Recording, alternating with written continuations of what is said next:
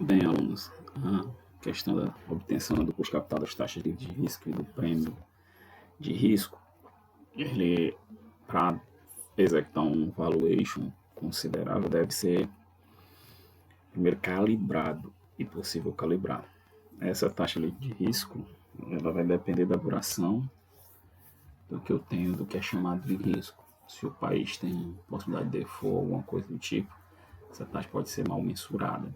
E aí eu vou apresentar aqui alguns elementos que são necessários para eu melhor estimar o KE, considerando elementos peculiares da taxa livre de risco que eu vou usar. Tá?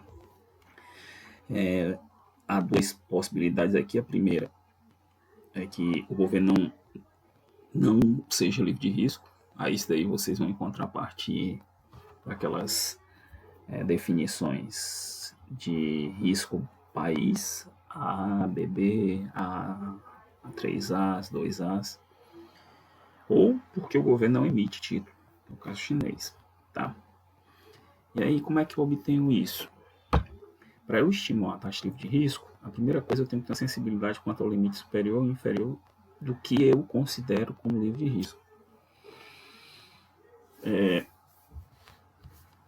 Primeira coisa é a taxa com as maiorias, e esse é o limite superior da maioria das empresas tomam emprestado, e o limite inferior é a taxa que os bancos tomam emprestado entre si, tá? CDI. Avaliando esses limites, a minha taxa livre de risco tem que estar entre eles, tá? É esperado que isso aconteça, tá? Limite superior e inferior. Além disso, eles têm que ser consistente com o que seria o fluxo de caixa, ou fluxos estimados para os valores das taxas de tesouro americano. Por que disso? Porque o tesouro americano, vocês devem ter ouvido falar isso, presume-se que a economia americana esteja no equilíbrio estacionário. Então, a taxa de juros dele não deve oscilar muito. Então, esses limites superior e inferior são definem as amarras do que seria o meu taxa livre de risco, e a minha taxa livre de risco ela tem que ter uma consistência no longo prazo. E aí, uma coisa que se usa é a taxa do risco americano.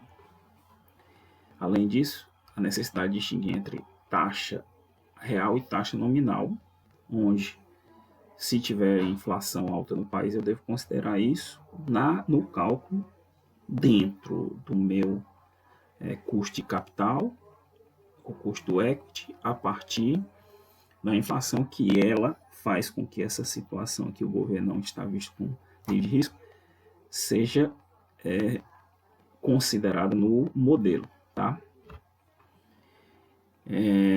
Eu posso usar duas taxas livres de risco, uma considerando a taxa de inflação esperada, outra, que é a mais adaptada, que é adotar um título de longo prazo que não seja que incorpore a inflação, tá? Eu sugiro que vocês deem uma olhada em um determinado material ou página na internet. Essa daqui é uma página que eu gosto bastante, a Investopedia. Nela tem uma definição do que são esses títulos de governo, tá? E aí eles têm algumas peculiaridades. Eu falei há pouco do cupom, né? A data do cupom, o cupom específico para pagamento. E aí tem o tal de zero cupom que eu falei, valor de face. E uma peculiaridade as categorias dos títulos. Quando eu vou falar daqui a pouco do A-Bond e o T-Bond. O A é de agência e o T é do governo, é do tesouro. Daqui a pouco a gente volta. Vocês procurarem no Investopedia,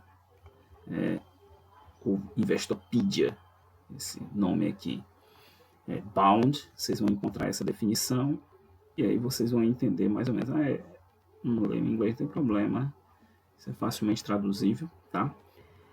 Mas, de qualquer forma, vale a leitura para vocês entenderem como é que funciona o bound que vai ser utilizado para o cálculo do capital. Tá? Voltando aqui, a gente, quando for fazer a regressão, a gente vai ter que pular para alguns ajustes. No próximo momento eu vou falar que esses ajustes são necessários dependendo de como eu estou considerando minha taxa livre de risco, tá?